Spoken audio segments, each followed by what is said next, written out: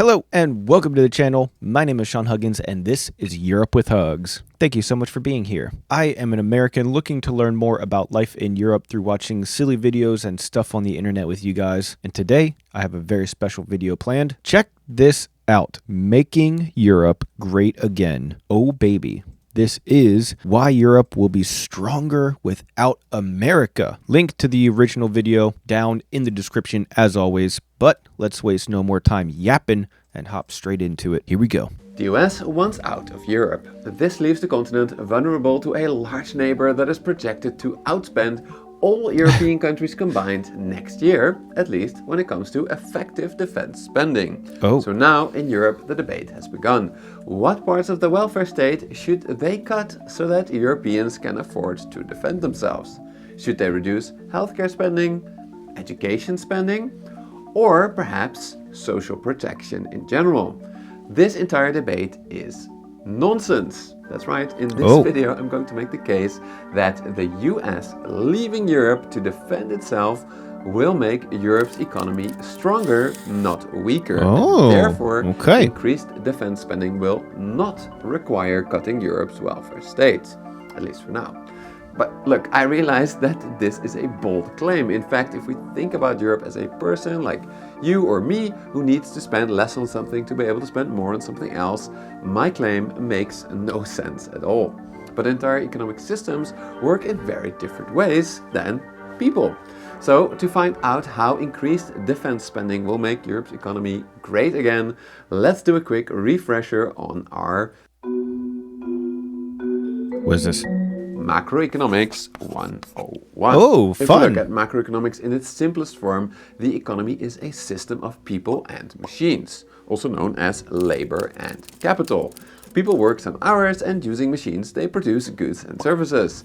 The value of those goods and services is what we call total output or GDP, gross domestic product. Simple. If an economy is operating at its full capacity, then there is a very low unemployment rate and there are hardly any idle factories. In such a society, if they want to get more people into the army, it means that companies can make fewer consumer goods. But because soldiers still provide a service, defense, GDP may remain the same. However, given that soldiers still earn money and therefore want to keep buying consumer goods, of which now less is produced, this may or will likely cause their prices to rise. Consumer prices going up, that is inflation. So in this case, thanks to the extra defense spending, the economy has reached the limit of its capacity to meet all the demand that's there. This causes inflation. Economists call this overheating. A well-run economy should have low unemployment and high capacity utilization of factories. It employs all the resources that it has available and therefore grows slowly as technology progresses. As we've seen, if a war comes along, such an economy will be pushed above its sustainable potential, causing inflation, meaning that it's overheating. This framework can explain what happened to Israel after October 2023 or to Russia today. Before their wars, these economies were roughly at full potential with really low unemployment. Then, when their respective wars started, it pushed these economies temporarily above potential, producing inflation. Therefore, these countries are facing a trade-off between three desirable things: high defense spending, high civilian spending, and low inflation. An economy that is at full capacity cannot have all three of these desirable things. Therefore, we could call this the war economy trilemma. Dude, this is fascinating and so educational already. I love this. This is awesome. After October 2023, Israel was facing this trilemma. Initially, it spent more on defense and saw inflation go up. Therefore, it initially raised interest rates to reduce civilian spending. But then in 2024, it ultimately called off a full-scale invasion of Lebanon, likely partially due to economic concerns. On the other hand, Russia has chosen to both raise interest rates and accept higher inflation, for now, to be able to continue its massive war spending efforts to conquer Ukraine. Now, using this framework, we have already learned something interesting, I think, about Europeans. High inflation is not an option, it's not even discussed. Europeans don't control their central bank, so obviously the only option then is to cut government spending on welfare. In this context, the current debate, cutting spending on welfare, makes total sense. If the European economy was at least at or near its full capacity, I would be on board with this debate. I'm not a fan of inflation, I'm not advocating for ever increasing government debt, but in this video I'm going to make two bold claims. The first is that Europe's economy is operating well below its potential. The second is that the proposed increase in defense spending is small enough to get its economy closer to its potential without pushing it above its potential. Therefore, the war economy trilemma framework is not yet the right framework to talk about Europe, because America leaving will make Europe's economy stronger by bringing its economy closer to its potential. But okay, this channel is an analysis channel. The goal is to understand our economies based on evidence. So what is my evidence to back up these pretty bold claims? For claim number one, Europe is operating... Whoa, dude. Is this guy about to make a claim on the internet and provide evidence to back it up? Huh? What? He's going to say something on the internet and provide evidence to back it up. What is this, 2015? We don't use evidence anymore. We don't use science. We don't use statistics. We don't listen to experts who research and study things. We're just vibing. We just vibe. This guy didn't get the memo, apparently. Well below its potential. I have three pieces of evidence. First, Europe's unemployment rate is well above that of the United States and has been for a very long time. Whoa. Second, Europe's capacity utilization, how much it uses its factories, has kept dropping after COVID, meaning that there are plenty of Germany's really going down, especially in Germany. Finally, while Europe did see quite a bit of inflation, most research indicates that this was primarily caused by COVID supply disruptions and then by skyrocketing energy prices after Russia invaded Ukraine. However, crucially, if Europe needs to spend too much on increasing its defense, then of course we'll still get to the war economy trilemma trade-off, but that is currently not the case for four reasons. I see. First, when it comes to manpower, European think tank Bruegel has estimated that Europe will need about 300,000 new soldiers if American troops were to leave. At the same time, there are almost 13 million unemployed people in the EU. So while of course not all unemployed people are fit to serve in the army, there's a really wide margin of error here. Second, when it comes to utilizing Europe's factories, there are some really hopeful signs that Europe can produce enough military material. First of all, while Europe does rely on the US quite a bit, especially for air defense, Europe's military industrial complex is still well diversified enough overall, especially in France, which never fully trusted the US and therefore maintained military capabilities across all domains, unlike Germany, for example. Third, Europe still has a good... Germany has really good production of military equipment, though, from what I've seen. Industrial base when it comes to industries that can be transformed relatively easily to make war materials. For example, Europe produces input materials like chemicals and steel on a much greater level than the US. Interesting. And it increasingly now has empty car factories that can be repurposed. In fact, this is already happening in Germany, where German defense companies... There we go. Rheinmetall. That's a German company. Interesting. So a lot of empty car manufacturing facilities. I wonder why that is. Why are there so many empty manufacturing facilities for old car companies? Rheinmetall recently announced it may repurpose several Volkswagen factories to make armored vehicles. Finally, when it comes to spending in general, Bruegel and NATO have estimated that Europe needs to raise spending from about 1.9% of GDP to 3 or 3.5% respectively. That is still only half of what economies like Russia and Israel are spending on defense today. Therefore, I think it is likely that the current defense spending will push Europe's economy closer to its potential rather than over it, making the continent's economy stronger and thereby keeping government debt loads manageable and avoiding inflation. However, at this point you may ask, he makes some good points. A second, Yuri, if Europe's economy is operating below its potential, do we really need defense spending to get it back to potential? Can we instead spend on nicer things like education or healthcare? No. After all, Europe has been operating far more below its potential than the US for such a long time now already. So on its own, Europe has not been able to bring its economy to potential. But of course this raises the question, why? In other words, why does Europe need a military threat to activate the full potential of its economy? To answer that question, I think it's important to emphasize that there is essentially no European economy. That is, there is no European government that can decide to increase spending to lift Europe's economy towards its full potential. Instead, there are countries with exceptionally low government debt in the north and countries with exceptionally high government debt in the south. The northern economies are considered to be very competitive and have very low unemployment, while those in the south have very high unemployment and are considered not very competitive. If we follow standard economic theory, wages in the north should therefore rise as workers are in short supply. This would then make these countries less competitive, compelling industry to move to the south. This would make the south then more competitive, right, lowering unemployment and lowering, importantly, the government debt burden in these countries as their economies grow. However, in Europe, this balancing mechanism is blocked for two reasons.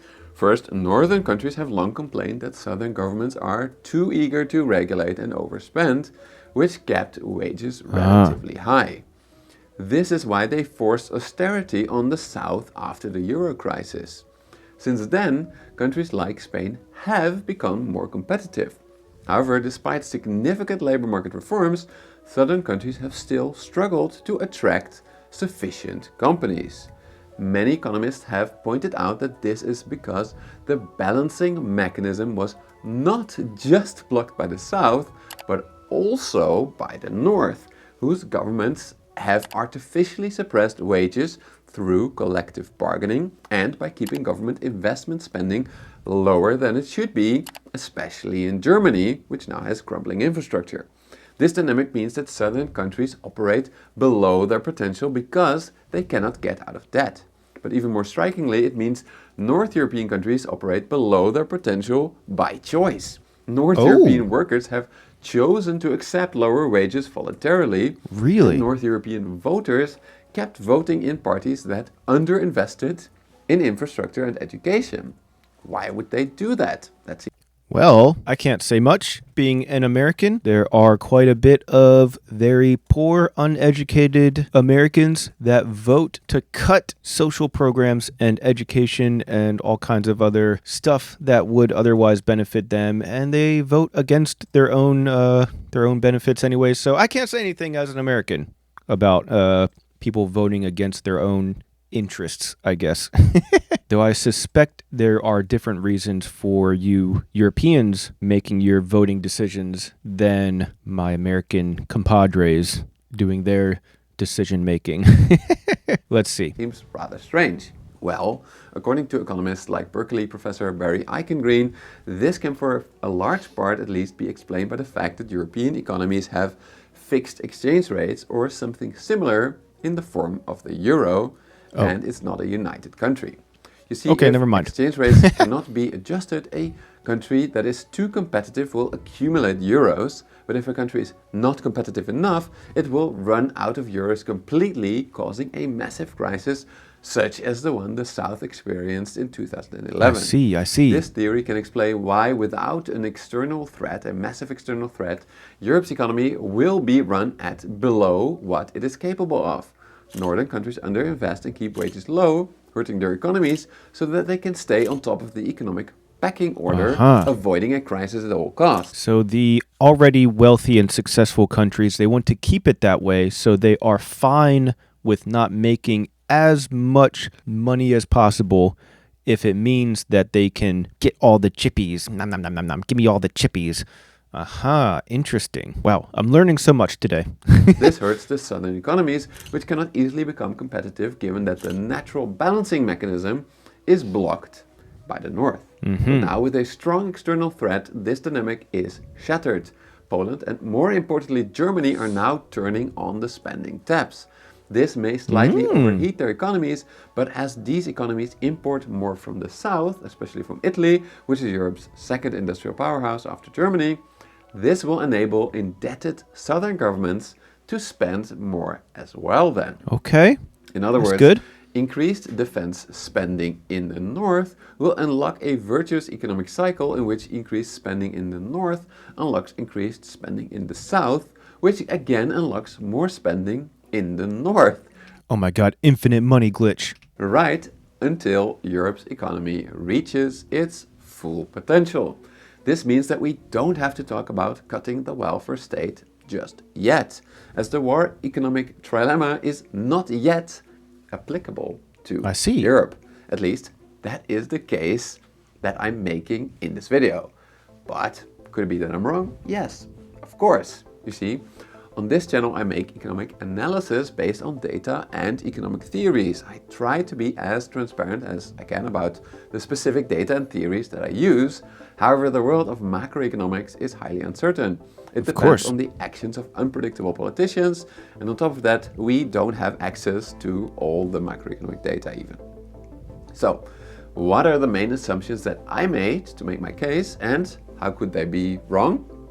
First, I assume that this guy not only is making bold claims, not only backing it up by evidence, but he's also poking holes in his own argument and saying, here's where I could be wrong about things.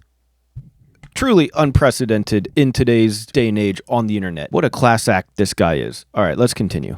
The estimates about extra spending manpower what a great video. Google are correct. However, these estimates are based on the current situation on the battlefield, in which the Ukrainians are just holding out against the Russians. But if Ukraine falls, in that case, Europe may need to spend a lot more on defense, as Russia just got a lot stronger.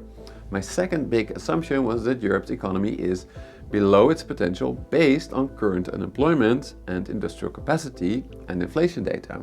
However, thanks to rapid aging, Europe's economic potential could rapidly come down. Actually, I think this is the weakest part of my analysis. In the next 25 years, Europe's working age population is projected by the UN to decrease by about 50 million. This is far more than the people who are currently unemployed.